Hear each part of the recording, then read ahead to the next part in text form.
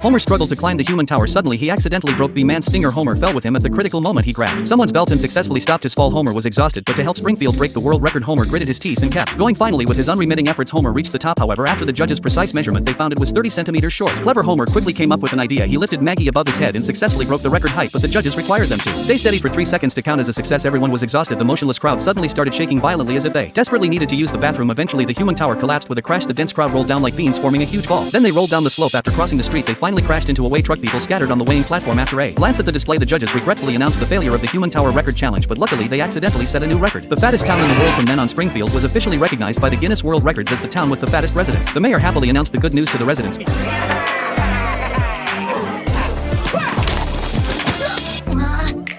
But Marge couldn't find joy in everyone's obesity. Soon Marge noticed her family overeating. Without restraint, even when Homer ate fruit, he started dipping it in sugar. Then Marge found that the supermarket products had too much sugar. It turned out a new candy factory had just opened in Springfield, so Marge confronted the candy factory owner, demanding the food be back to normal too. Much sugar was unhealthy, but the candy factory owner played dumb and threw Marge out. Back home, Marge grew more and more angry. She decided to sue the candy factory owner in court. The owner tried to bribe the judge with candy. Just as he thought he was about to win, the judge sternly refused his bribe. In the end, Marge won the lawsuit. The judge then announced a permanent ban on candy. The news spread quickly. Springfield burned all candy products. Soon Springfield fell into chaos.